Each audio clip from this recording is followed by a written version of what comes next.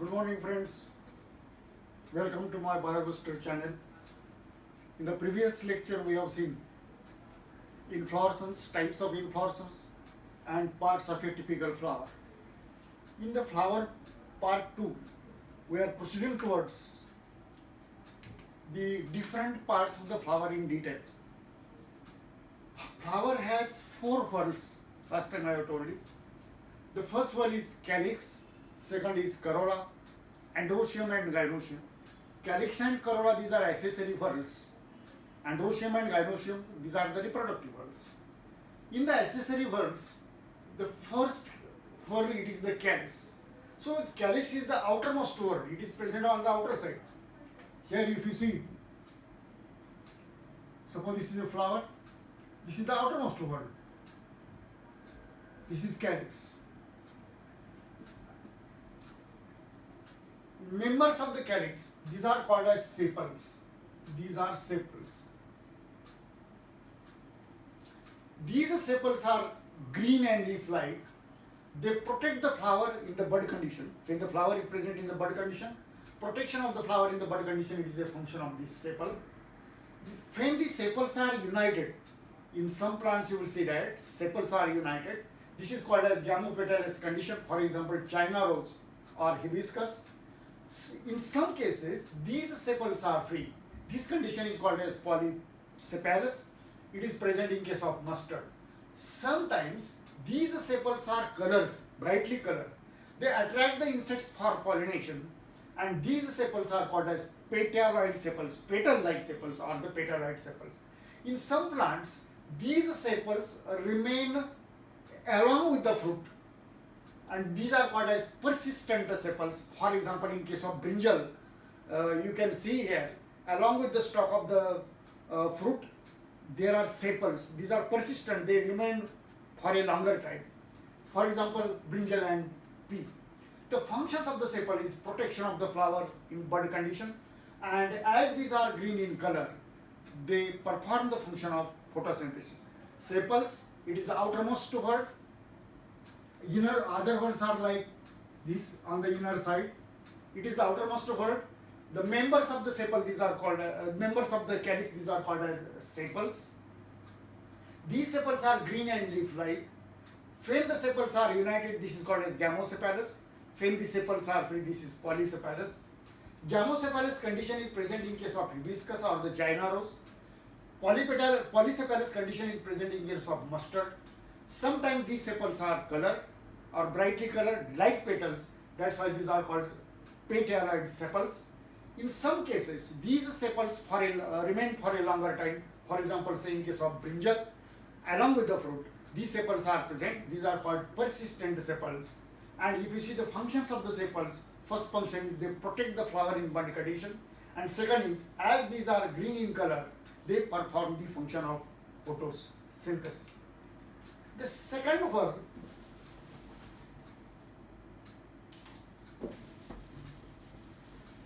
these are called, this is a corolla.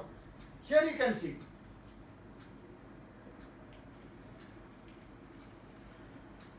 here corolla.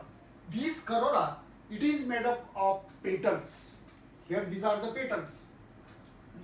Previously we have seen calyx is made up of sepals and corolla is made up of petals. These petals, these are brightly colored. These are yellowish or green or violet, etc. These are colored. So corolla is the second whorl from outside. This is made up of petals. These petals may be sweet to taste. They are having a scent, odor or fragrance. When petals are united, this condition is called as gamopetalous condition. And when the petals are free, this is called as a polypetalous condition. This corolla is of different shapes. In some plants, this corolla is funnel shaped.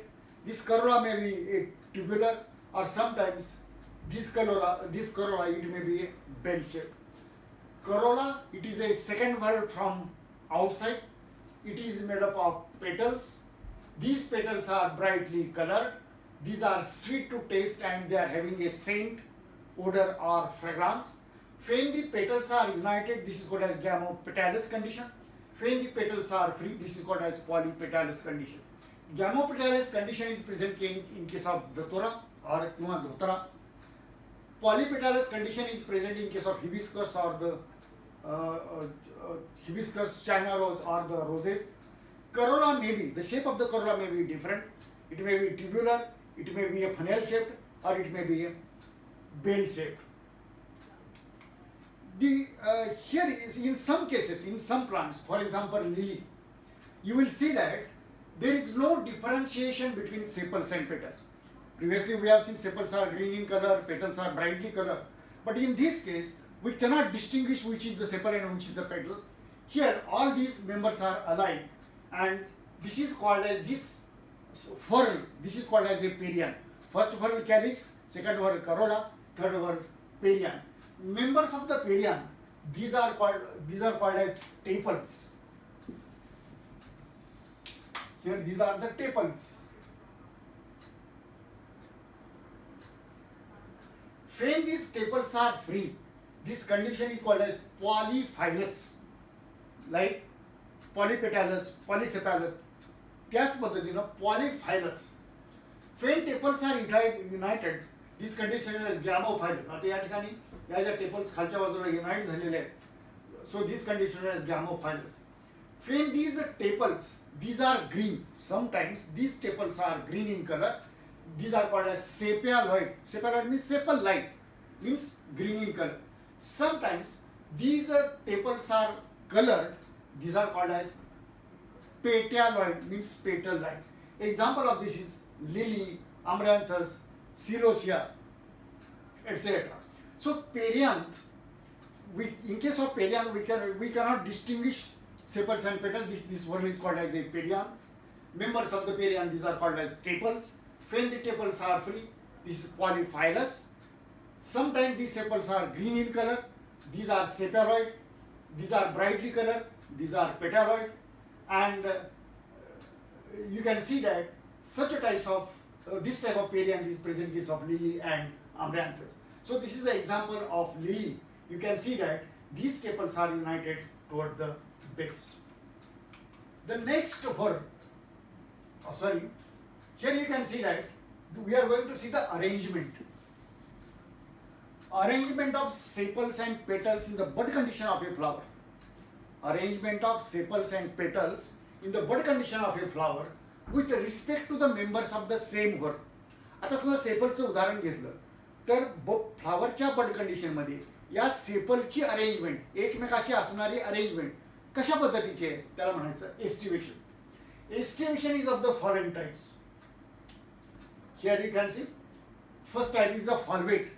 Valvate estivation मध्ये these sepals or petals, these are just touching it with each other, but they do not overlap. एकमेकाला overlap होत नाही, ते जवळ जवळ आहे, but they do not overlap. आता या ठिकाणी तुम्ही पहा ते एकमेकाच्या जवळ आहे पण ओव्हरलॅपिंग एकावरती एक येत नाही. So this is called as valvate estivation.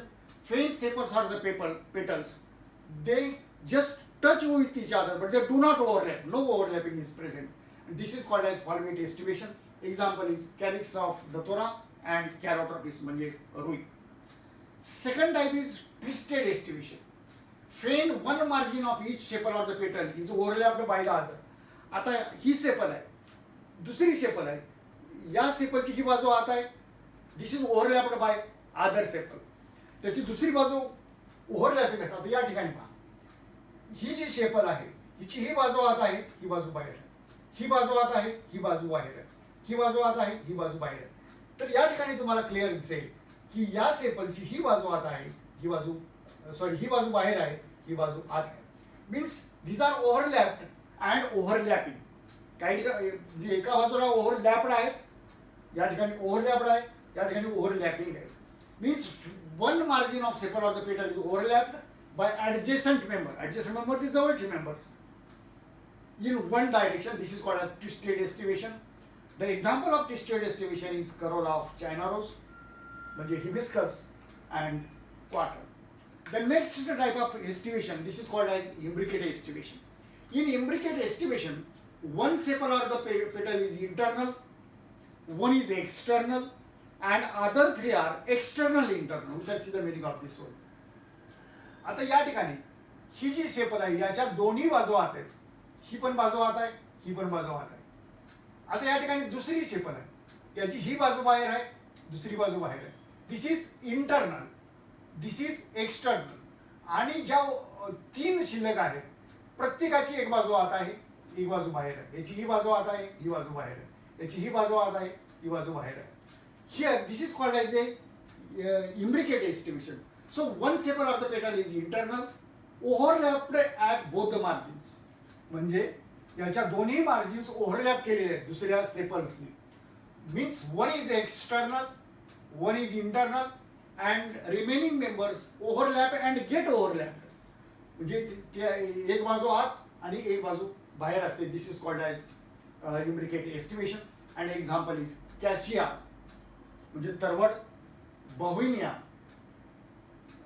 In these cases imbricate aestivation is present. Bauhinia म्हणजे कांचन. Then vexillary aestivation. आता करोला इज बटरफ्लाय शेप. हा जो करोला दिसतो तो बटरफ्लाय सारखा दिसतो. It consist of 5 petals. तर याच्यामध्ये 5 पेटल्स आहेत. This is the outermost petal. This is called as standard. This standard overlaps 2 wings. या दोन दिसत आहेत त्या wings आहेत. These are the wings. This is standard. This is a standard petal. These are the wings and this is called as keel. आता या ठिकाणी पहा, ही स्टँडर्ड पेटल जी आहे ही सर्वात मोठी असते. तर ही या विंग्सला, या ज्या विंग्स आहेत दोन, याला ओव्हरलॅप करते म्हणजे याला झाकते. And these wings overlap the keel. ही एक आहे आणि ही एक आहे. ही खाली एकमेकाला युनायटेड आहे. तर हे जे किल आहे this is overlapped by these wings. Means corolla is butterfly shaped. There are 5 petals. outermost, this is called as a standard largest petal. Wing petals overlap 2 smallest anterior keel. These are the wing petals. या wings petals हे जे keel आहे याला overlap करतात किंवा झाकतात. This type of estimation is called as vexillary estimation, and this is the characteristic feature of family Papilionaceae. This is very important character of family Papilionaceae. Example is Corolla P, Watana, bean, घेवडा, clitoria. तर याच्यामध्ये तुम्हाला अशा प्रकारचं estimation आढळेल.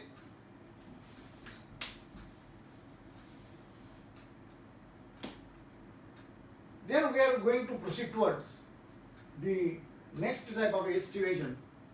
Next type or next word. This is called as androecium. Here you can see androecium. It is the third word from outer side. सर्वात बाहेरचं sepal किंवा कॅलिक्स, त्याच्यानंतरचं करोला, त्याच्यानंतर अँड्रोशियम आणि याच्यानंतर गायनोशियम. तर अँड्रोशियम जे आहे ते बाहेरून तिसरं वरलं आहे. This androecium it is a third whorl from outside. It is a male reproductive part of the flower. तर हे रिप्रोडक्टिव्ह वर्गमध्ये तुम्हाला मी सांगितलं की 2 वर्ड्स आहेत रिप्रोडक्टिव्ह मध्ये, अँड्रोशियम आणि गायनोशियम. तर androecium it is a male reproductive part of the flower. आता this androecium is made up of stamens. हे जे दिसत आहे ते stamens आहेत. All these are the stamens. Each stamen it is made up of stalk or filament, anther and connective. तर या ठिकाणी पहा, these are the anthers. This is a filament. And this part is connective. Anther, filament आणि हा connective.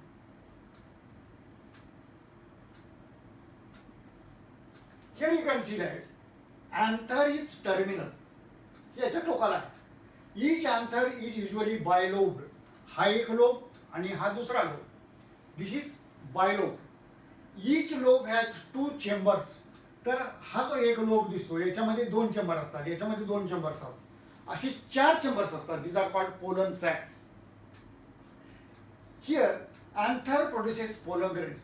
तर याच्यामध्ये pollen grains तयार होतात anthers मध्ये. परत पहा, anther consists of three parts. Stamen consists of three parts. Anther, filament आणि हा मधला दिसतो तो connective. This anther is bilobed. हे दोन lobes आहेत. Each lobe has two chambers. They are containing these chambers are called pollen sacs. Anthers produce pollen grains. दूसरा part आहे तो filament. This is a stalk of the stamen, and it bears anthers at its tips. याच्या टिपला हे anthers तयार होतात. Filament raises the anther in a proper for the proper dispersal of pollen grains. म्हणजे या anthers function या फिलामेंटचं function anthers वरती नेणं की जेणेकरून या पोलन ग्रेनचं डिस्पर्सल होईल, पोलन ग्रेन स्प्रेड होऊ शकते. आता तिसरा पार्ट आहे तो कनेक्टिव्ह. हा जो पार्ट आहे तो कनेक्टिव्ह आहे. Connective, this is the extension of this filament. तर हा कनेक्टिव्ह काय करतो? This connective connects these anther lobes to the filament. म्हणजे हा या अँथरलोबला या फिलामेंटला कनेक्ट करण्याचं काम करतो, पहिलं फंक्शन. दुसरं फंक्शन, हे जे लोब्स आहेत हे एकमेकाला जोडण्याचं काम या कनेक्टिव्हचं आहे. Connective attaches these anther lobes to the filament, and two anther lobes, these are joined to each other by means of a connective. This is the function of this connective. Then we are going to proceed towards the second part. This is called cohesion. आता generally दोन गोष्टी तुम्ही लक्षात ठेवा. Cohesion म्हणजे union of similar parts. अँथरला anther जोडला, त्यानंतर गायनेशियमला गायनेशियम जोडला, सेपलला सेपल जोडली, पेटलला पेटल जोडली किंवा युनायटेड असतील तर त्याला म्हणायचं cohesion. Cohesion means union of similar parts. तर या स्टॅमेन्समध्ये stamens are united with the stamens. Stamens are united with the stamens. This is called as cohesion. आता कोहेजन हे वेगवेगळ्या प्रकारचं आहे. पहा, when stamens are united by filament and anthers are free. आता या ठिकाणी पहा,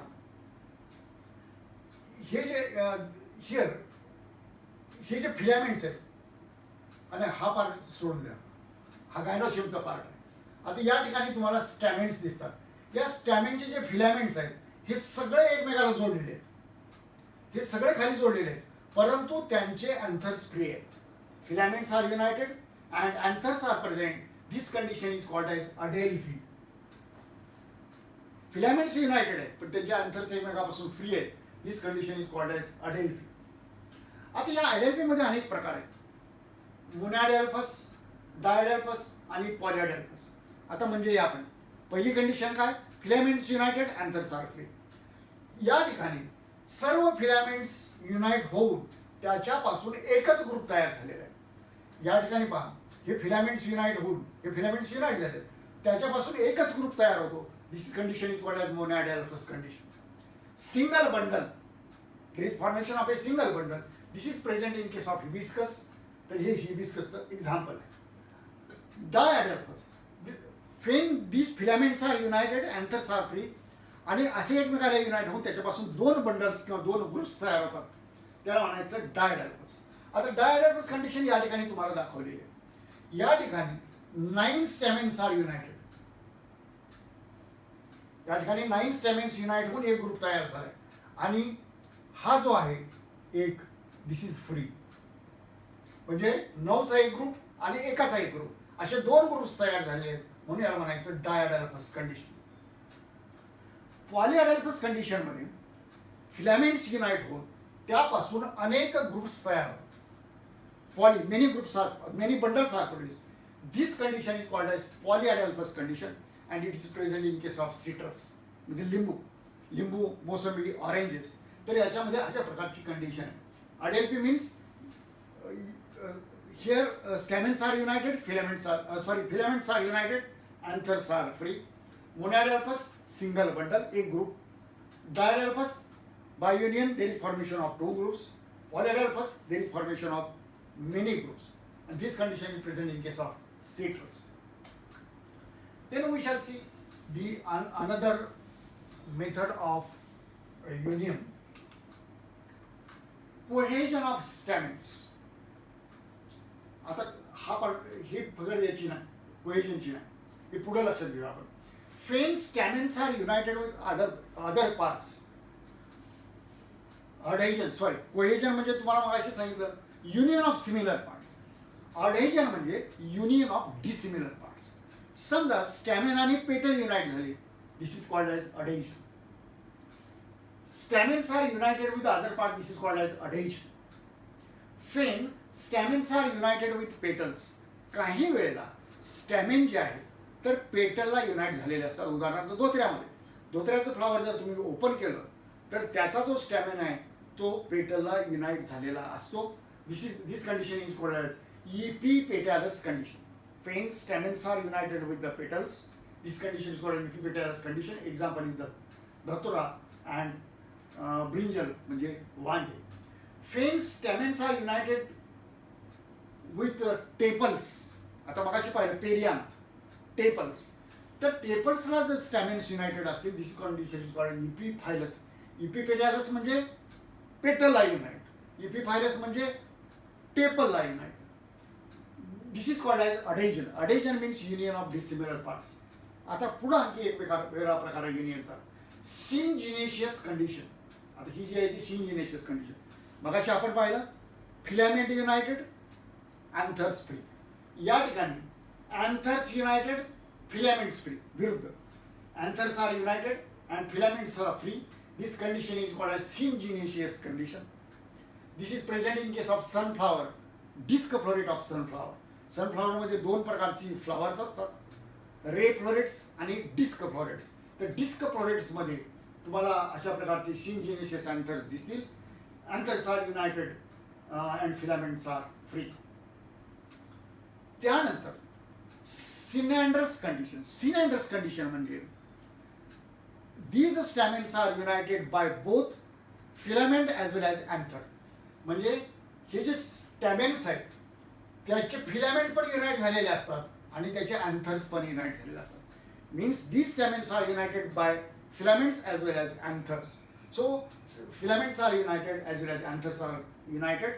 This condition, this is called as synandrous condition, and it is present in case of cucurbita म्हणजे भोपळा, काकडी. तर अशा प्रकारच्या वनस्पतींमध्ये अशा प्रकारची सिनॅन्ड्रस कंडिशन तुम्हाला आढळेल. आता तिसरं जे चौथं जे व्हर्ल आहे, most important whorl. This is the fourth whorl from outer side, or it is the innermost whorl. It is the innermost whorl called as pistil. Gynoecium is a female reproductive organ of the flower. दिसतो तो gynoecium आहे. It is a female reproductive part of the flower. Reproductive whorls मध्ये दोन, androecium आणि gynoecium. Androecium आपण आताच पाहिला की स्टॅमेन्स, हा गायनोशियम आहे. ज्या पद्धतीनं अँड्रोशियममध्ये स्टॅमेन्स असतात तर याच्यामध्ये पिस्टिल किंवा कार्पेल्स असतात. So gynoecium is a female reproductive part. It is made up of carpels. आता टिपिकल कार्पेलचे कोणकोणते भाग आहेत, त्याचे 3 पार्ट्स आहेत. Carpel has 3 parts, stigma, style आणि ovary. Stigma, it is the terminal part, टोकाचा. It is terminal part of the carpel and it receives the pollen grains during pollination. तर या ठिकाणी पॉलिनेशन होत असताना पोलन ग्रेन्स या ठिकाणी चिकटतात. This is called as stigma. This facilitates the pollen germination. आणि या ठिकाणी पोलनचं जर्मिनेशन होतं. Pollen grains are germinated on the stigma. म्हणजे रिसेप्शन ऑफ पोलन ग्रेन्स धरून ठेवणं, ॲक्सेप्ट करणं आणि पोलनचं जर्मिनेशन करणं, ही 2 कार्य या स्टिग्माची आहे. पुढचा जो पार्ट आहे तो style. Style it is a narrow tubular, हा ट्यूब सारखा पार्ट आहे, विच कनेक्ट्स ओव्हरी. ही दिसते ती ओव्हरी. ही ओव्हरी आणि स्टिग्मा कनेक्ट करण्याचं काम या स्टाईलचं आहे. Style it is a tubular elongated structure which connects this ovary with the stigma. Then third part is the ovary. Basal swollen part of the gynoecium. Basal fertile solar part, this is called as ovary. This ovary contains ovules. तर ही जी ovary दिसते या ओव्हरीमध्ये ओव्ह्यूल्स तयार होतात. त्या ओव्हलचं conversion सीडमध्ये होतं नंतर fertilisation झाल्यानंतर. Ovules are produced in the ovary. So ovary it is the basal swollen म्हणजे फुगलेला fertile part of the carpel. Ovules are produced inside the ovary on the soft tissue called as placenta. आता या ठिकाणी जे ओव्हल्स तयार होतात याचा जर सेक्शन तुम्ही घेतला तर असे ओव्हल्स तयार झालेले दिसतील. And these ovules are connected by means of placenta. हा जो ओव्ह्यूल आहे तर त्याला या प्लासेंटाने कनेक्ट केला जातो ओव्हरीला. So this is called as the gynoecium or the carpel. Gynoecium, it is the innermost wall. It is made up of carpels. Carpel has 3 parts: ovary, style, and stigma. Stigma, it is the terminal part, receives the pollen grains. It facilitates the pollen germination. Style, it is a tubular elongated part which connects stigma and ovary. Then basal, swollen, fertile part of the carpel is the ovary. This ovary contains ovules. Ovules after fertilization are converted into the seed. This ovary is based on the thalamus. हा दिसतो तो थॅलॅमस आहे. हा कपासारखा दिसतो तो थॅलॅमस आहे.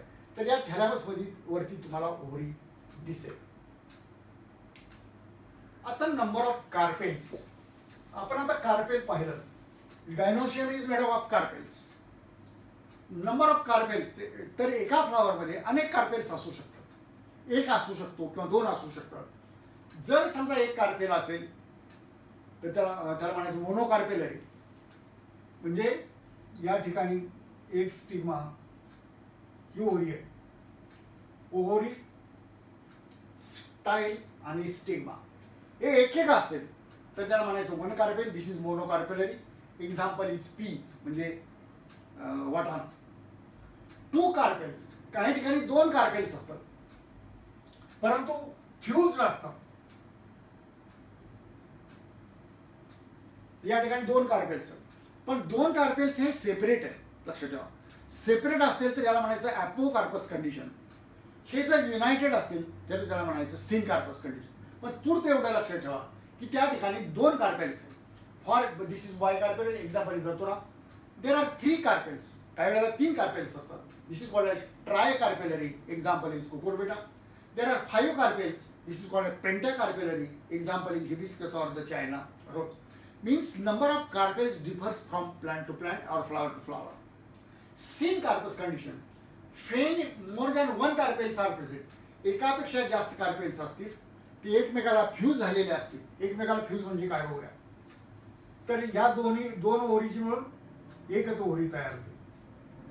या 2 styles एकमेकाला फ्यूज झालेल्या असतात. 2 स्टिग्मा एकमेकाला फ्यूज झालेले असतात. This condition is called as syncarpous. Means this is bicarpellary syncarpous condition. There are 2 carpels. Carpels are fused together. This is called as syncarpous condition. Example is mustard or the tomato. मोहरी किंवा tomato. Apocarpous condition. Apocarpous condition मध्ये these carpels are free. समजा 2 carpels आहेत. These carpels are free from each other. म्हणजे प्रत्येकाला ovary style आणि stigma आहे. These carpels are free. This condition is called as apocarpous. Syncarpous म्हणजे United किंवा fused. अपोकार्पस म्हणजे फ्री. एक्झाम्पल इज लोटस म्हणजे कमळ आणि रोज म्हणजे गुलाब. So apocarpous condition is present in these plants. Each ovary bears 1 to many ovules. तर ही जी ओव्हरी आहे त्या ओव्हरीमध्ये असे ओव्हुल्स असतात. And these ovules sometimes suppose these are attached to the margin. तर हा जो पार्ट आहे ovules are attached to the margin or the axis by means of a soft tissue. This is called as placenta. तर हा important part. Each ovary bears 1 to many ovules attached to the flattened cushion like placenta. तर या प्लासेंटाला या टिश्यूला या ovules attach झालेले असतात. and arrangement of placenta is different in different plants. After fertilization. आता याचं भविष्य बघा काय. After fertilization these ovules are converted into the seed and this ovary it is converted into the fruit. या ओव्हरीचं total ओव्हरीचं conversion फ्रूटमध्ये होतं आणि या ओव्हलचं conversion सीडमध्ये होतं आफ्टर फर्टिलायझेशन. आता ही टाइप्स ऑफ प्लासेंटेशन. आता प्लासेंटा म्हणजे काय तुम्हाला मी सांगितलं. आता या ठिकाणी दिसेल हे जे आहे ते ओव्ह्यूल आहे, ही मार्जिन आहे आणि हा ओव्ह्यूल आणि मार्जिनच्या मध्ये सॉफ्ट टिश्यू आहे छोटीशी, त्याला म्हणायचं प्लासेंटा. या ठिकाणी दिसते पण हा प्लासेंटा, हा part, this is a placenta. हा पार्ट दिसतो, this is a placenta. Arrangement of placentae in the ovary, this is called as placentation. Placentation म्हणजे काय? Arrangement of this placentae. अगदी प्रॅक्टिकल लँग्वेजमध्ये arrangement of ovules in the ovary. Arrangement of technically ज्या वेळेला तुम्ही उत्तर लिहित असाल त्यावेळेला अरेंजमेंट ऑफ प्लासेंटी असा शब्द वापरा. Arrangement of placentae in the ovary, this is called as placentation. So this placentation is of different types. पहिलं जे आहे ते marginal placentation. Ovules are fused. हे जे ओव्ह्यूल्स आहेत these are attached to the margin of the ovary. ही दिसते ती ओव्हरी आहे लांब, या ओव्हरीच्या मार्जिनला ही दिसते ती मार्जिनला. हे मार्जिनला हे ओव्ह्यूल्स अटॅच झालेले असतात. म्हणजे placentae are present at the margin of the ovary. This is called as marginal placentation. Example is pea आणि बी. तुम्ही जर वाटाण्याची शेंग जर अशी त्याचे दोन भाग केले तर तुम्हाला असं आढळेल की हे जे ओव्ह्यूल्स आहेत तर त्याच्या मार्जिनला अटॅच झालेले आहेत. This is a marginal placentation. Example is pea आणि बी, वाटाणा, घेवडा, etcetera. The second type, this is called as exile placentation. Exile placentation, placenta is exiled. हा दिसतो तो प्लासेंटा. हा प्लासेंटा कुठं अटॅच झालेला आहे? या ओव्हरीच्या ऍक्सिसला. हा ओव्हरीचा ट्रान्सफर सेक्शन आहे. या ओव्हरीचा हा जो ऍक्सिस आहे, ऍक्सिसला हे जे प्लासेंटी आहे हे अटॅच झालेले आहेत किंवा these ovaries are attached to the axis of the ovary. This is called as exile placentation. Example China rose म्हणजे हिबिस्कस जास्वंद आणि कॉटन म्हणजे कापूस. So axile placentation it is the second type. Then parietal placentation. Ovules are placed on the inner wall of the ovary. तर हे जे ovules आहेत ही ओव्हरीची inner wall आहे आतली. या inner वॉलला these ovules are attached. Ovules are attached to the inner wall of the ovary. और parietal part, parietal म्हणजे border, बॉर्डरच्या पार्टला अटॅच झालेले असतात. In this case ovary is unilocular. ही जी ओव्हरी आहे याच्यामध्ये एकच चेंबर आहे, याला म्हणायचं युनिलॉक्युलर. या ठिकाणी 3 चेंबर्स आहेत. ओव्हरी, ही जी ओव्हरी दिसते याच्यामध्ये एकच चेंबर आहे, एकच लॉक्यूल आहे. This is called a unilocular ovary and ovules are attached to the parietal position of the ovary. So it is present in unilateral ovary of multicarpellary syncarpous gynoecium. मल्टीकार्पेलरी म्हणजे अनेक carpels, syncarpous म्हणजे carpels R United. तर अशा प्रकारच्या ओव्हरीमध्ये तुम्हाला these ovules are attached to the parietal position or the border of the ovary or the margin of the ovary. Example is papaya and cucumber. तुम्ही ज्या वेळेला काकडी, भोपळा कट केला तर तुम्हाला अशा प्रकारचं प्लासेंटेशन त्या ठिकाणी आढळेल. Another type of placentation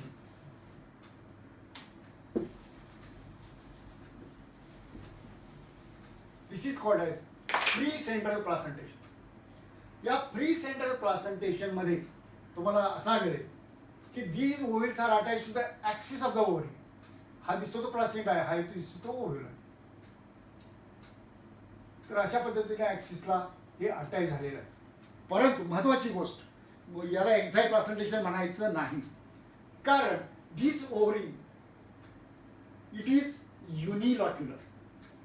ही या ओव्हरीमध्ये चेंबर्स नाहीत, पार्टिशन नाही, हे एकच चेंबर आहे याच्यामध्ये आणि एकाच चेंबरमध्ये या ऍक्सिसला हे ओव्ह्यूल्स किंवा हे प्लासेंटी अटॅच झालेले असतात. This is called as free central placentation. Here ovules are borne on the central axis. या सेंट्रल ॲक्सिसवरती ओव्ह्यूल्स तयार होतात and it is not attached to the ovary wall. Septa are absent. Septa म्हणजे partition walls. हे असे ओव्हरीचे partition walls आहेत, अशा प्रकारचे नसतात. Ovary is unilocular. Example is primrose और dianthus. The next type of placentation this is called as basal placentation. आता या ठिकाणी या ओव्हरीचा उभा छेद आहे, दिस इज लॉन्जिट्युडिनल सेक्शन किंवा व्हर्टिकल सेक्शन, हा दिसतो तो ओव्ह्यूल आहे अँड हा दिसतो तो प्लासेंटा आहे. This is placenta. Here this placenta is attached. This placenta is attached to the base of the ovary. ही जी ओव्हरी दिसते या ओव्हरीचा हा बेस आहे, हा दिसतो तो प्लासेंटा आहे, हा दिसतो तो ओव्ह्यूल आहे. So placenta develops at the base of the unilocular ovary. ही एक वन चेंबर्ड ओव्हरी आहे, युनिलॅक्युलर ओव्हरी आहे. याच्या बेसला हा प्लासेंटा अटॅच झालेला असतो आणि या प्लासेंटावरती सिंगल ओव्हरी तुम्हाला आढळेल. This is called as basal placentation. याचंच एक्झाम्पल आहे द सनफ्लावर, राईस आणि व्हीट.